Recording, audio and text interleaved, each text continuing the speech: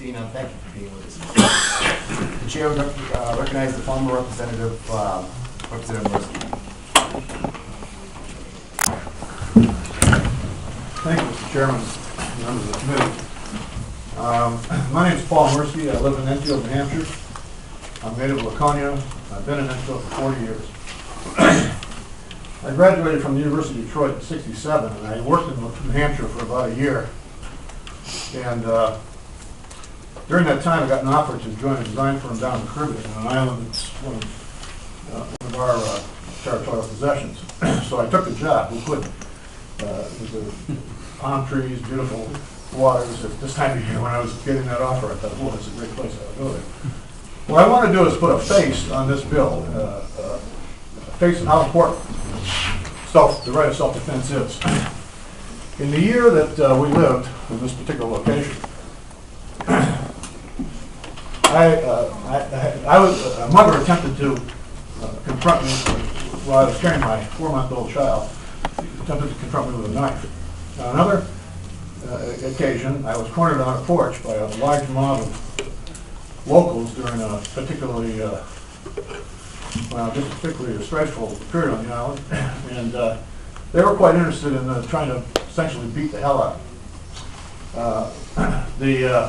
My wife was stalked. She was approached in a hostile way at a Dairy Queen.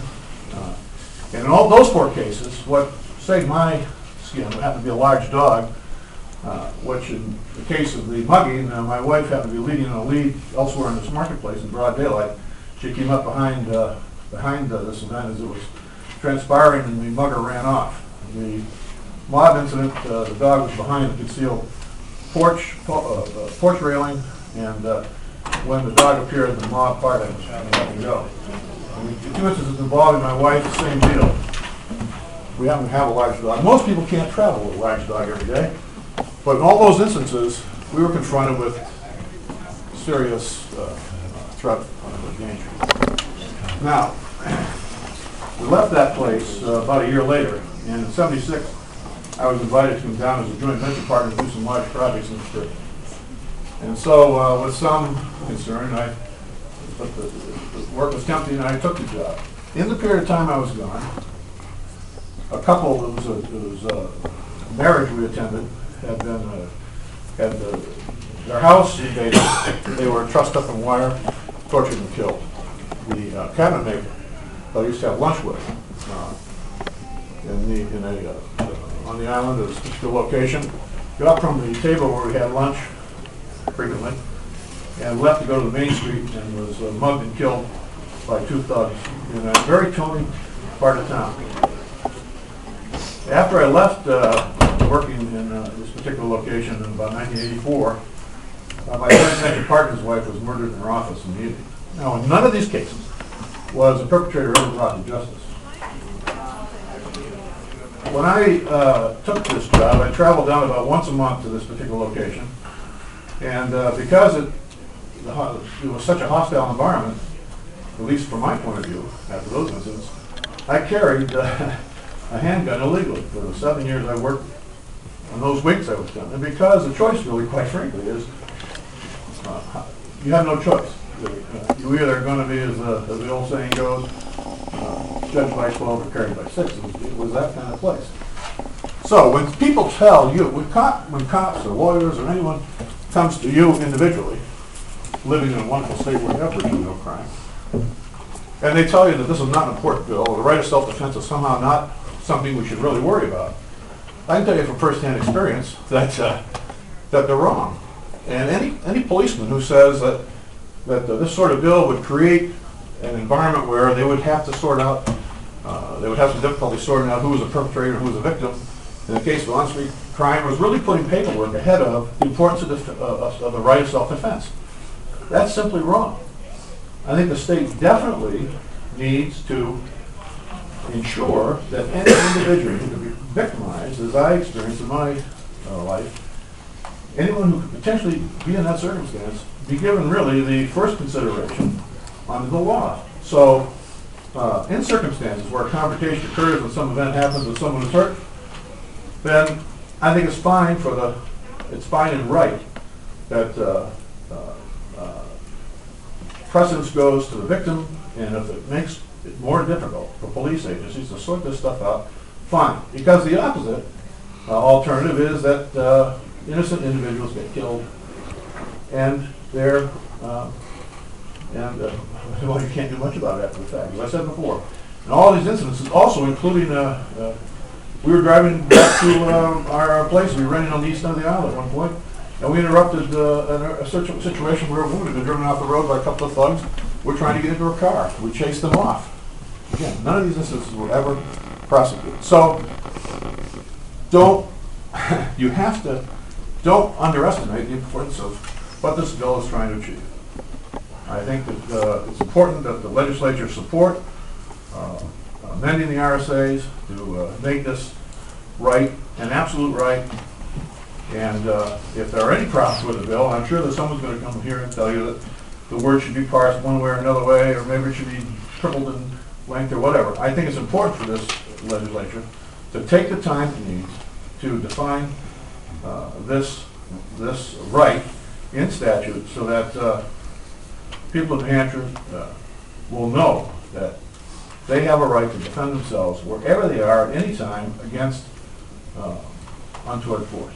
And that's what I would like. That would conclude what I wish to say. Thank you. Are there any questions for Former Representative Mirski? Question. Yeah, Representative, as I read the current statute, it says that a person justified using deadly force upon another person when he reasonably believes that such other person is about to use unlawful deadly force against the actor or a third person. Do you know of any instances in the state of New Hampshire where a homicide has taken place that was as a result of use of justifiable force under the current law that was not recognized as such? No, I don't. But I'm aware of instances where armed individuals have interrupted crimes of progress. And I'm certainly aware of instances where, at least in my area, well, the person with the curtilage issue where the Xantos were killed, of course, that was a different situation. It's not on the street. But no, I'm not aware of the exact circumstance here. Thank you.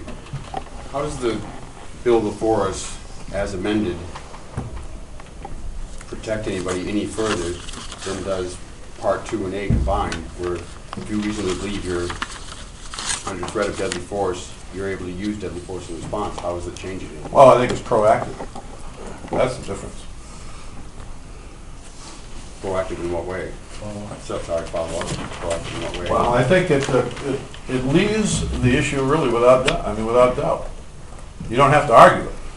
It says now that you have virtually the same rights you have at home. You have the same rights in the street as you have presently at home. Is essentially what this bill is saying. Someone invades your right to, well, your right to self-defense. At home, you certainly have the right to protect yourself and your family and your property. Now we're just simply extending that to make it in a positive way to people who are walking along the street. I think it's proactive, and that's the reason why I support this. Just one more. So you don't think it's covered just by using 2A? No. In any situation, if you reasonably believe somebody is using deadly force against you, you can use, the way I read it, we're covered. I would, if we were all